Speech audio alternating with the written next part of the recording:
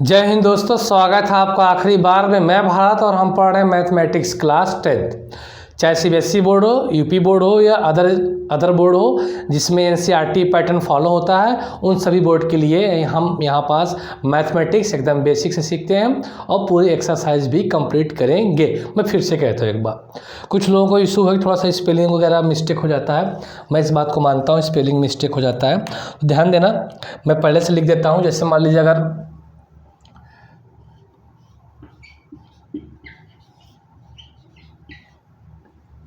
Trigonometric ratio इसे कहा जाता है त्रिकोणमिति अनुपात। त्रिकोणमिति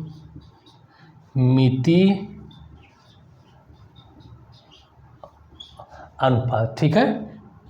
और मैं यही लिख देता हूँ। अब आगे हम पढ़ने वाले हैं ट्रिग्नोमेट्रिक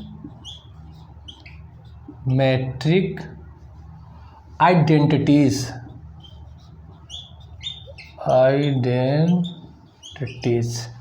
त्रिकोणमिति सर्वसमीकाएं।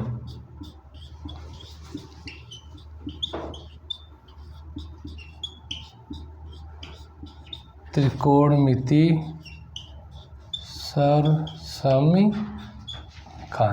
ठीक है। तो ये स्पेल इंग्लिश में, हिंदी में है। तो अगर मान लीजिए बाई डिफ़ॉल्ट कहीं थोड़ा बहुत अगर आपका मिस्टेक हो सकता है या हुआ है पिछली वीडियो में स्पेलिंग का, बाकी सब कुछ सही है, तो आपको ये प्रॉपर स्पेलिंग लिखना है। अगर मान लो कहीं बाई डिफ़ॉल्ट में गलत लिख देता हूँ तो आप जो है उसे जो है करेक्ट कर लीजिए। हाँ, ये स्पेलिंग है, ठीक है ना। हो जाता है ऐसे कभी कभी, तो उसका कोई इश्यू नहीं। बाकी आपका कंसेप्ट और क्वेश्चन गलत नहीं होगा, ठीक है। हाँ, तो ठीक है, ये चीज़ें अपना करेक्ट कर सकते हैं। तो अभी तक आप लोगों ने क्या सीखा है? आपने ट्रिग्नोमेट्रिक रेशियो सीख लिया और कुछ क्वेश्चंस भी कर लिए थे। आज मैं आप लोगों को सिखाने वाला हूँ बहुत इम्पॉर्टेंट चीज़।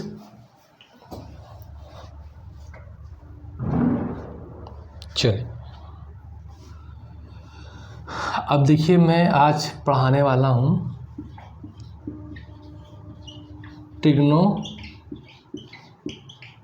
Trigonometric identities.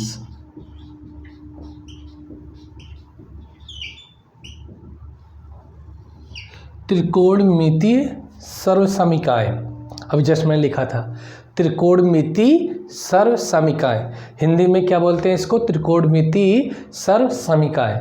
मैथ सीखने के लिए लैंग्वेज का यहाँ पे कोई मैटर नहीं है। मैं भी जब समझाऊँ चीज़ें समझ में आएंगी। अब त्रिकोणमिति सर्वसमीकाएं क्या होती हैं, ठीक है। देखिए, राइट एंगल ट्रायंगल के अकॉर्डिंग है ना। जैसे राइट एंगल ट्रायंगल है, एक तो राइट एंगल ट्रायंगल आप बनाइए। राइट एंगल ट्रायंगल आप बना लीजिए। ये ए बी सी, ये 90 डिग्री, ठीक।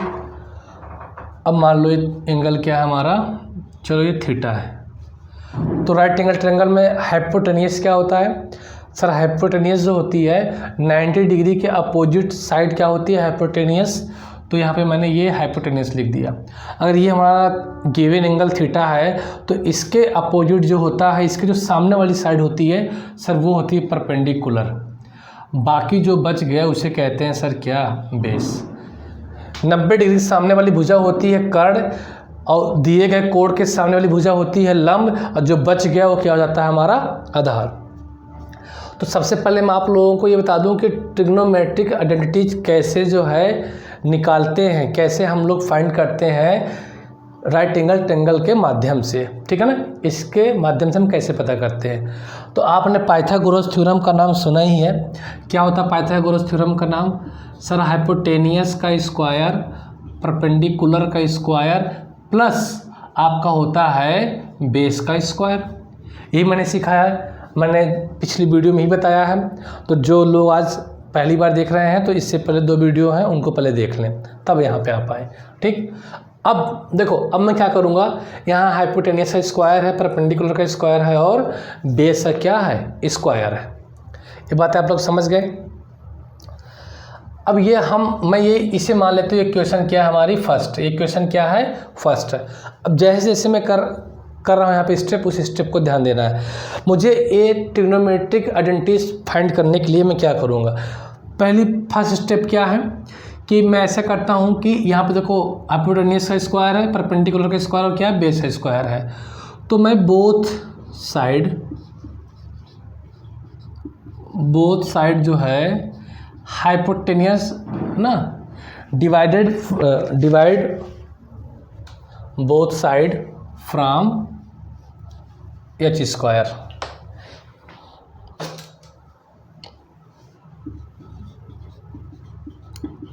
डिवाइडिंग बोथ साइड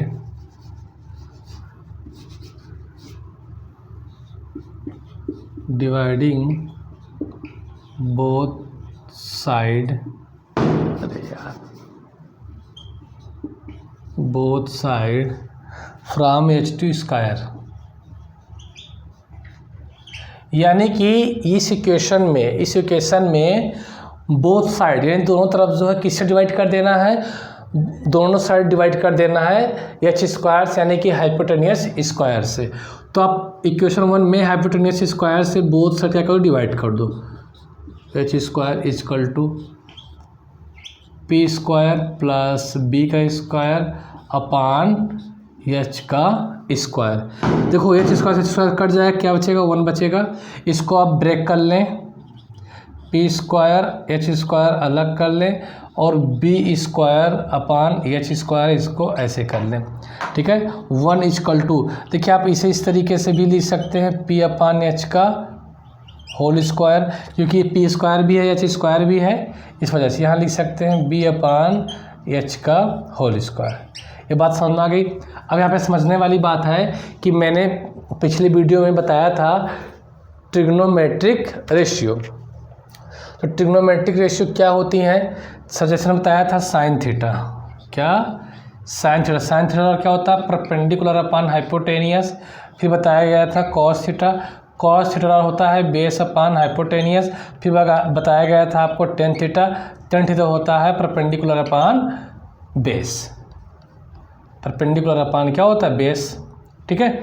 तो यहाँ पे देखिए परपेंडिकुलर अपान हाइपोटेनियस लिखा हुआ है, परपेंडिकुलर अपान हाइपोटेनियस, परपेंडिकुलर अपान हाइपोटेनियस, परपेंडिकुलर अपान हाइपोटेनियस और परपेंडिकुलर अपान हाइपोटेनियस। इसका मतलब कि पी अपान एच की जगह हम क्या रख सकते हैं साइन थीटा, पी अपान एच की जगह क्या रख सकते हैं हम लोग साइन थीटा रख सकते हैं। यहाँ देखिए बेस अपान क्या लिखा है हाइपोटेनियस, यहाँ क्या लिखा है बेस अपान हाइपोटेनियस। सर इसका मीनिंग ये है कि जहाँ बी अपान एच हम वहाँ पर क्या फिट कर सकते हैं कॉस थीटा। तो आइए रख देते हैं, यहाँ आप रख सकते हैं sir sine theta, sine theta पूरे क्या है आपको स्क्वायर है। सर यहाँ क्या रख सकते हैं, यहाँ रख सकते हैं कॉस थीटा, ये क्या है होल स्क्वायर है। इसको आप इस तरीके से लिख सकते हैं sine square theta plus cos square theta. ऐसे लिखें या इसे ऐसे लिखें sine square theta plus cos square theta equal to 1। बात समझ में आ गई। तो ये आपकी पहली आइडेंटिटीज आई, ये आपकी पहली आइडेंटिटीज आई कि जब आपने इस पाइथागोरस थ्योरम जो आपने यूज किया यहाँ पास हाइपोटेनियस का स्क्वायर डिवाइड कर दिया, तो हाइपोटेनियस का स्क्वायर बोथ साइड डिवाइड करने के बाद आपको जो रिजल्ट मिलता है क्या मिलता है sine square theta plus cos square theta equal to 1। तो यही क्या आपकी आइडेंटिटीज़ है, ट्रिग्नोमेट्रिक क्या आइडेंटिटीज़ है। जिस तरीके से हम लोगों ने इससे फाइंड किया है एच स्क्वायर से डिवाइड करके बोथ साइड, इसी तरीके से हम लोग अब पी स्क्वायर से डिवाइड करेंगे बोथ साइड, फिर एक बार हम करेंगे बी स्क्वायर से बोथ साइड। तो फिर देखते हैं वहाँ पास और कौन सी आइडेंटिटीज मिल रही हैं, ठीक है। तो आप लोग इसे नोट कर लें क्योंकि ये नोट करना बहुत ज़रूरी है, ठीक है। जैसे जैसे मैं कर रहा हूँ वैसे वैसे आप लोग करते जाएं। और आप लोगों से रिक्वेस्ट है कि आप इन्हें तब तक डिराइव करें बिना देखे जब तक कि दिमाग में पूरी तरीके से फिट ना हो जाए। अगर आप क्लास 10th में है ना, मैं कहूँगा कि आप इनको 10 बार ड्राइव करो, किस तरीके से आया कैसे आया, है ना, तभी चीज़ें क्लियर हो पाएंगी और हमेशा के लिए हो पाएंगी।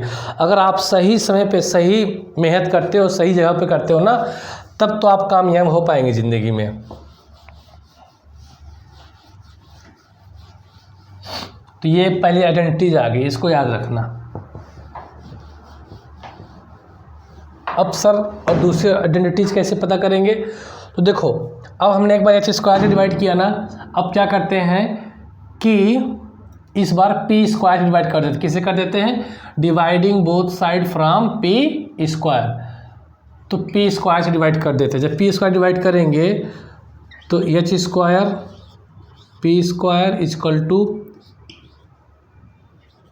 P square B square upon P square. ये तो कटेगा नहीं, तो H upon P equal to, इसको अलग कर सकते हो, पी स्क्वायर के अपान पी स्क्वायर कर सकते हो, बी स्क्वायर के अपान में बी स्क्वायर कर सकते हो, सॉरी ये पी है तो पी का स्क्वायर कर सकते हो।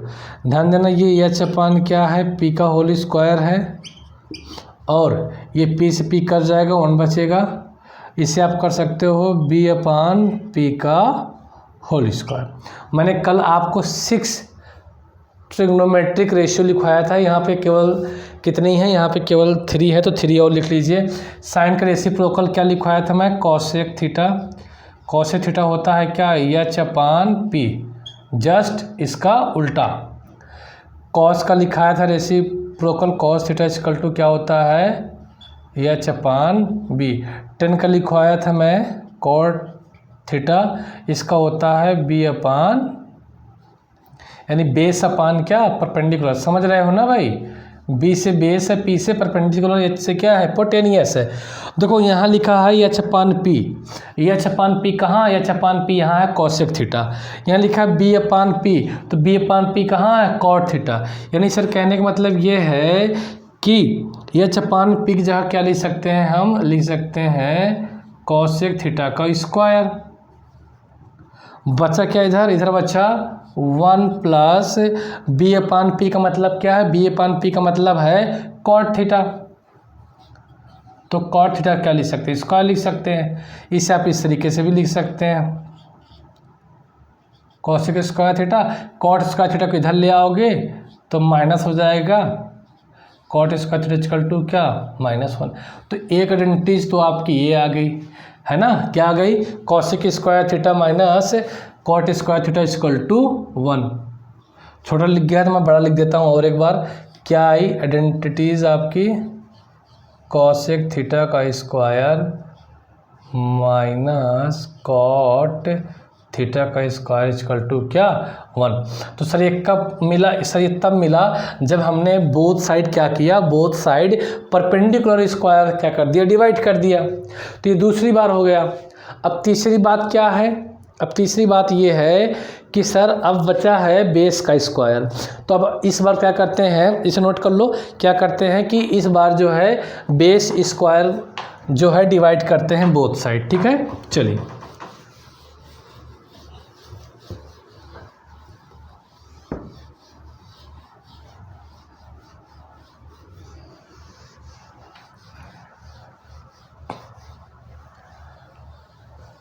सर 2 चीज़ें तो आपने कर ली। अरे वो मैं रफ कर दिया, सॉरी, नहीं करना चाहिए था। चलो कोई बात नहीं। अब क्या करते हैं? अब आखिरी में कर लेते हैं dividing both side from B square, यानी कि बेस का स्क्वायर। तो कर दो बेस का स्क्वायर डिवाइड। देखिए H square upon B square and P square plus B square, अब पूरे अपान में क्या है? B square. इसका मीनिंग हुआ एच अपान बी का होल स्क्वायर इक्वल टू, इसे आप ब्रेक कर लीजिए, P square and B square plus B square upon B square. इसमें कोई दिक्कत तो नहीं है ना जी? ये तो हो ही जाएगा। छोटा क्यों लिखा है? हाँ, इस तरीके से बी स्क्वायर। छोटा लिखेंगे तो कहाँ समझ में आएगा लोगों को? ये कैंसिल हो जाएगा। देखो एच अपान बी का मतलब क्या होता है? हाइपोटेनियस अपान बेस क्या होता है? चलो एक स्टेप लिखने के बाद बताता, तभी मैं वहाँ पे लिखा था, रफ कर दिया, आप लोगों ने अपने नोट्स में लिख रखा होगा तो आप लोग वहाँ से देख सकते हैं, अदरवाइज फिर से मैं लिख कर बता दे रहा हूँ। 1 बच्चा। तो हाइपोटेनियस अपान बेस ये होता है किसके बराबर, सेक थीटा होता है, हाइपोटेनियस अपान बेस होता है, और टेन थीटा इक्वल टू होता है क्या, परपेंडिकुलर अपान बेस होता है। तो आप देख रहे हैं जहाँ हाइपोटेनियस अपान बेस है, हाइपोटेनियस अपान बेस वहाँ क्या लिख सकते हैं, सेक थीटा, और जहाँ परपेंडिकुलर अपान बेस वहाँ क्या लिख सकते हैं हम लोग, टेन थीटा।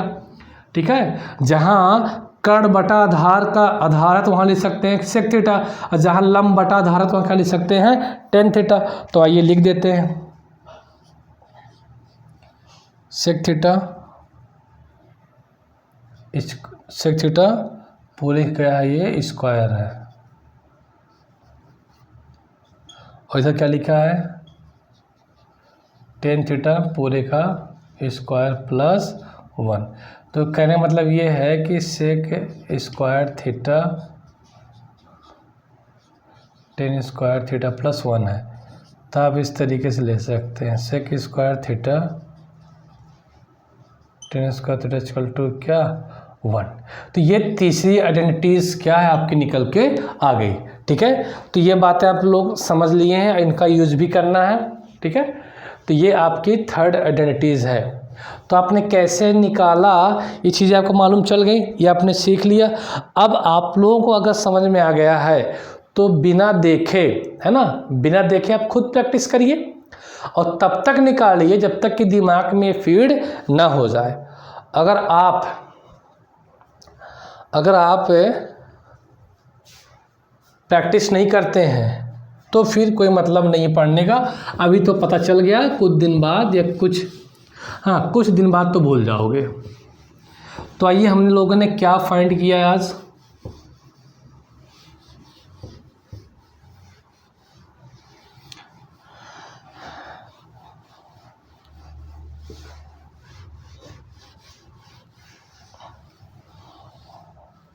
देखो पहला जो आपने फाइंड किया, डिराइव किया sine square theta cos square theta equal to 1। जो दूसरा आपने फाइंड किया, क्या फाइंड किया, cosec square theta cot square theta equal to 1। जो थर्ड आपने डिराइव किया, क्या डिराइव किया, sec square theta minus tan square theta. तो ध्यान देना कि जो थीटा है ना, थीटा की जगह कोई भी वैल्यू हो सकती है। ठीक है ना, थीटा की जगह कुछ भी हो सकता है। थीटा की जगह क्या हो सकता है, ए हो सकता है, बी हो सकता है, अल्फ़ा हो सकता है, 30 डिग्री हो सकता है, 60 डिग्री हो सकता है, कुछ भी हो सकता है थीटा की जगह। तो जब भी आपको दिखे, जैसे मैं पहले वाली आइडेंटिटीज को ही बताता हूँ, जैसे कि ये आपको समझ में आ गया ना। अब जैसे कि अगर ऐसे लिखा है sine square A plus cos square B, sine square A plus cos square B, sorry B नहीं है, आप ए, तो इसका मतलब हमेशा डायरेक्ट क्या हो जाएगा, 1। वैल्यू से क्या हो जाएगी, सीधे 1 हो जाएगी। सपोज करो लिखा है sine square 30 degree plus cos square 30 degree 1। 30 degree दोनों में है ना, तो इसकी वैल्यू हमेशा क्या हो जानी है, 1 हो जानी। क्या हो जानी है हमेशा इसकी वैल्यू 1। यानी एंगल दोनों अगर सेम है तो क्या हो जाएगी, वैल्यू इसकी 1 होगी। क्या होगी, 1 होगी। अब कुछ चीज़ें ध्यान दो जो आप लोग गलती करोगे, जो आप लोग गलतियाँ करते हो। जैसे मान लो साइन स्क्वायर थीटा लिखा है ना, तो कभी भी आप ऐसे मत समझना कि सर साइन थीटा का स्क्वायर है ये ना, ऐसे कहीं मत समझना। ठीक है ना, ये क्या हो जाएगा आपका गलत, ये क्या हो जाएगा, गलत हो जाएगा। ये स्क्वायर है साइन में, थीटा में नहीं, थीटा से कोई मतलब नहीं। इसका मतलब यही है कि सर ये इस तरह ही तो लिखा है साइन थीटा, ये एंगल है इसका, ये स्क्वायर है। तो आप इसको इस तरीके से लिख सकते हैं, क्या, ये एंगल है, ये इसे आप इस तरीके से लिख सकते हैं, लेकिन जो स्क्वायर है ये थीटा पे स्क्वायर नहीं है, ये थीटा पे स्क्वायर नहीं है। अगर सपोज करो ऐसे कहीं लिखा है थीटा का स्क्वायर, तो कभी भी आप इसे साइन थीटा पूरे का स्क्वायर नहीं लिख सकते हो, क्योंकि अब ये एंगल का स्क्वायर, किसका स्क्वायर है, ये एंगल का, तो ऐसे नहीं लिखा जा सकता इसको। ये जैसे लिखा है ऐसे ही लिखा जाएगा, ठीक है ना। तो ये जैसे लिखा है ऐसे ही लिखा जाएगा, क्योंकि थीटा है, ठीक। तो इस चीज़ को थोड़ा ध्यान देना है। साइन स्क्वायर थीटा का मतलब ये नहीं है, साइन स्क्वायर थीटा का मतलब है साइन थीटा पूरे का होल स्क्वायर, ठीक। जैसे मान लो यही लिखा है कि सर ऐसा है कॉस थीटा का होल स्क्वायर है, तो क्या हम इसे ऐसे लिख सकते हैं कॉस थीटा का ही स्क्वायर, तो कतई नहीं मत लिखना, थीटा का स्क्वायर नहीं है। इसे आप इस तरीके से लिख सकते हैं, कैसे, कॉस स्क्वायर थीटा, थीटा तो एंगल है, कोण है उसका, ठीक है ना। इस चीज़ों को ध्यान देना कैलकुलेशन करते समय। बात समझ में आ गई। हाँ, तो आइए कुछ हम इसके सवाल करते हैं। अभी जो मैं यहाँ पे बेसिक सवाल कराऊंगा, जो चीज़ें यहाँ पे बता दूंगा ना, तो वो चीज़ें आपको आगे चल के आसान होने वाली हैं। इसलिए कहता हूँ कि थीटा थीटा अगर दोनों का सेम रहेगा तो वैल्यू हमेशा 1 होगी, ठीक है, हमेशा 1 होगी।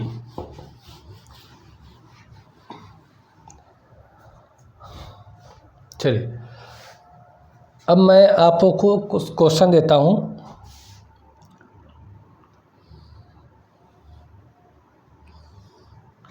ये एक ट्रायंगल है ABC, ये 90 डिग्री है मेरे भाई, ये दे रखा है 3, ये दे रखा है 4, यूनिट कुछ भी हो सकती है। आपको क्या बताना है, ये फिगर है, ठीक है ना, ये आपको क्या दे रखा है, फिगर दे रखा है। अब फिगर फर्स्ट का ही यूज करके बताना है आपको। पहला क्वेश्चन,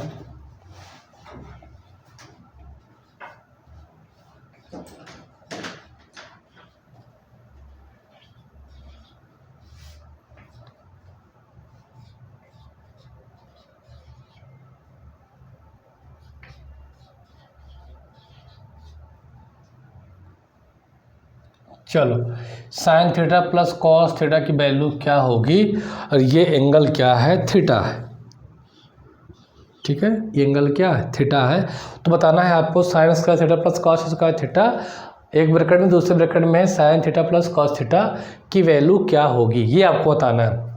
और आपको जो हेल्प लेना है, आप हेल्प ले सकते हैं, जो अगर वैल्यू पुट करनी है आपको थीटा की कॉस थीटा की, तो आप यहाँ से क्या है, इस राइट एंगल ट्रायंगल से वैल्यू पुट कर सकते हैं। ये आपको परफेक्ट राइट एंगल ट्रायंगल बना हुआ नहीं दिख रहा होगा, तो मैं इसको परफेक्ट बना देता हूँ। बताइए उसकी वैल्यू क्या होगी।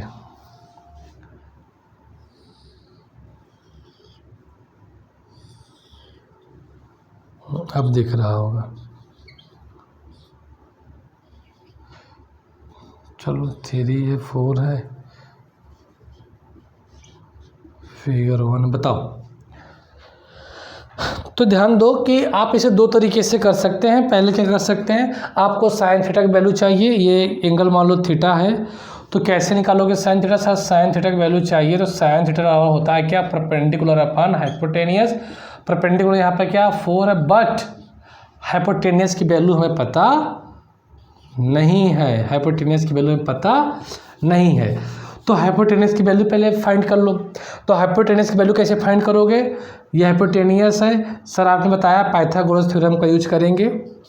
तो पाइथागोरस थ्योरम का स्क्वायर, हाइपोटेनियस का स्क्वायर क्या होता है, परपेंडिकुलर का स्क्वायर प्लस होता है आपका बेस का स्क्वायर, यही है। पी कितना दे रखा है, 4 का स्क्वायर प्लस, और बेस कितना दे रखा है, बेस दे रखा है 3 का स्क्वायर, तो 16 + 9 कितना हो जाएगा, 20 का 5 एच स्क्वायर, और ये चला और क्या जाएगा 5, यानी जो हाइपोटेनियस हो कितना आ गया आपका 5 आ गया। तो अब आप यहाँ पे वैल्यू क्या रख सकते हो, साइन थीटा इक्वल टू कितना जाएगा आपका 4/5।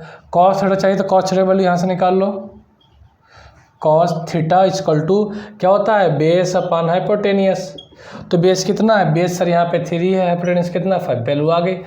अब आप क्या करो कि वैल्यू यहाँ पुट कर दो, यहाँ पुट कर दो और कैलकुलेट कर दो, आपका क्या आ जाएगा, आंसर आ जाएगा।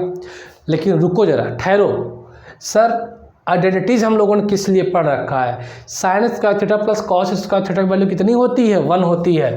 सर इसकी जगह तो हम 1 रख देंगे इनटू ये ब्रैकेट में क्या है अब sine theta plus cos theta. अब एक बात ध्यान देना, 1 का मल्टीप्लाई करोगे तो यही चीज़ तो आएगा, साइन थीटा प्लस क्या आएगा, कॉस थीटा आएगा। अब रखो वैल्यू, साइन थीटा की वैल्यू क्या है 4/5 है और कॉस थीटा की 3/5 है। एलसीएम तो सेम आएगा, 5 आएगा, 4 प्लस कितना 3 इक्वल टू 9/5। बात समझ आ गई। तो सवाल देखने में बड़ा है बट है नहीं, रियल कैलकुलेशन उसका नहीं है। आप वैल्यू पुट करके भी करेंगे तब भी ये आंसर आने वाला है, लेकिन जब हमारा आंसर आइडेंटिटीज़ को यूज करके बहुत जल्द आ जा रहा है तो हमें फिर वैल्यू पुट करने की क्या ज़रूरत है। अगर ये कंसेप्ट आपको समझ में आ गया है तो मैं 1-2 क्वेश्चंस और अभी इसी टर्म में, इसी लॉजिक में करा देता हूँ। देन उसके बाद अब हम लोग नेक्स्ट वीडियो में एक्सरसाइज स्टार्ट करने वाले हैं, एक्सरसाइज, ठीक है ना। तो आप जिस चीज़ का इंतज़ार कर रहे थे तो वो अब आप लोगों को मिलने वाली है बहुत जल्द, ठीक है। हम लोग पहले इसे और थोड़ा क्लियर कर लें। तो ये तो बना रहने दो, क्वेश्चन चेंज कर देता हूँ, दूसरा क्वेश्चन।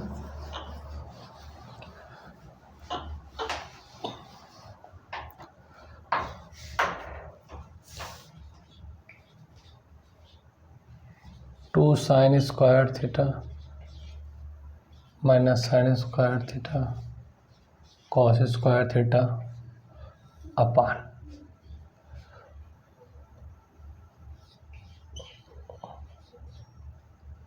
कॉसेक स्क्वायर, थोड़ा यार 2 बहुत छोटा बनता है,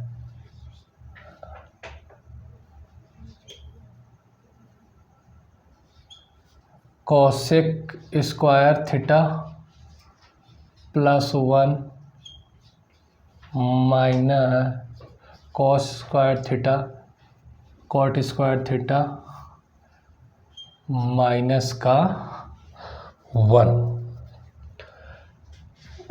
माइनस का 1 नहीं, चलो मैं लिख लेता हूँ माइनस का 2, ठीक है। आपको इस क्वेश्चन की वैल्यू फाइंड करनी है और आप यहाँ से इस ट्रेंगल का यूज कर सकते हैं। ये 90 डिग्री है आपका मेरे भाई, भूल मत जाना। आप यहाँ से वैल्यू फाइंड कर सकते हैं cosec square theta plus 1 minus cot square theta minus 2 की। तो अब अगर आपको इस क्वेश्चन को सॉल्व करना है तो आपके पास 2 तरीके हैं, आपके पास 2 तरीके। पहला तरीका, बेसिक तरीका जो मेथड है वो ये है कि साइन थीटा की वैल्यू पुट करो वहाँ पे, कॉस थीटा की वैल्यू पुट करो, कॉसेक थीटा की वैल्यू यहाँ से निकालो एंड कॉट थीटा की भी वैल्यू निकालो और यहाँ पे पुट कर दो और आप अपना आंसर दे सकते हो। लेकिन इस मेथड को हम कहेंगे बेल मेथड, बेल विधि। इसमें क्या थोड़ा लेंदी अप्रोच है, आपका कैलकुलेशन क्या है बढ़ जाएगा।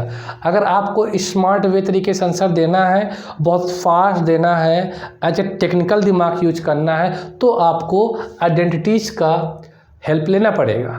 तो पहले तो आपको हल करना पड़ेगा थोड़ा बहुत, आपको यहाँ पे डायरेक्ट आइडेंटिटीज़ तो मिल नहीं पा रही हैं, ठीक है ना, डायरेक्ट आइडेंटिटीज़ नहीं मिल पा रही हैं, तो थोड़ा सा दिमाग का भी यूज करना पड़ेगा, है ना, क्योंकि आपने मैथ ले रखा है तो थोड़ा सा तो मैथ की रिस्पेक्ट थोड़ा सा करनी ही पड़ेगी। तो देखो अब ध्यान देना, जैसे लिखा होता है 2x square minus x square, इसका मतलब क्या हुआ भाई, 2x स्क्वायर में 1x स्क्वायर का कितना बच्चा है, एक्स स्क्वायर बचा कि नहीं बचा, ठीक है। इसी तरीके से यहाँ लिखा है 2 sign square theta minus sine square theta, तो 2 साइन स्क्वायर थीटा में 1 साइन स्क्वायर थीटा चला गया तो कितना बचा, यहाँ बचा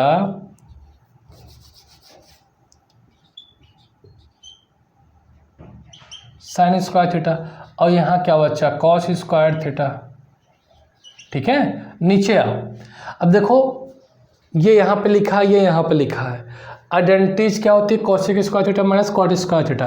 आप इसको एक पास लिख सकते हैं, कॉसेक स्क्वायर थीटा माइनस का कॉट स्क्वायर थीटा। तो ये प्लस माइनस माइनस 2 में 1 गया, कितना बचेगा माइनस का 1। ठीक है, इतना लिख लिया। एक चीज़ बताओ मुझे, इसकी वैल्यू कितनी होती है sine square theta plus cos square theta value कितनी होती है सर 1, तो 1 पुट कर दिया। अब मुझे बताओ cosec square theta minus cot square theta value कितनी होती है सर 1 होती है, 1 माइनस 1। ठीक है, तो सर नीचे कितना आ गया 0 आ गया। और 0 का मतलब जब किसी नंबर में 0 से डिवाइड करते हो इसका मतलब होता है नॉट डिफाइंड या इन्फिनाइट भी बोल सकते हो ना, इन्फिनाइट बोलते। 1 में 0 का डिवाइड करो कितना आएगा इन्फिनाइट आएगा, क्या आएगा इन्फिनाइट। चलो तो इस बहाने आपने ये भी सीख ले, ये आपको क्या आ गया आंसर। इसे आप कह सकते हो नॉट डिफाइंड, इन्फिनाइट हम लोग क्या बोलते हैं नॉट डिफाइंड। ओके, नॉट अपरिभाषित, इसे आप कह सकते हैं अपरिभाषित, हिंदी में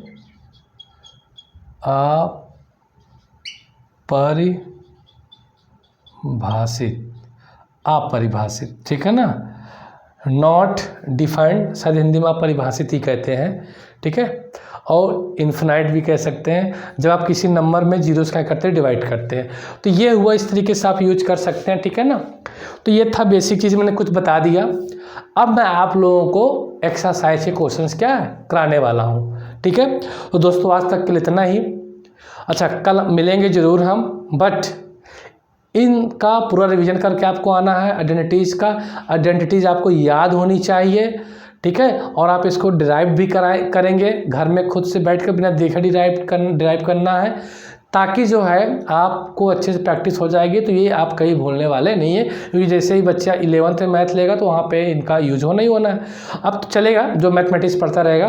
तो ठीक है दोस्तों, आज तक इतना ही, मिलते हैं नेक्स्ट वीडियो में, तब तक के लिए नमस्कार।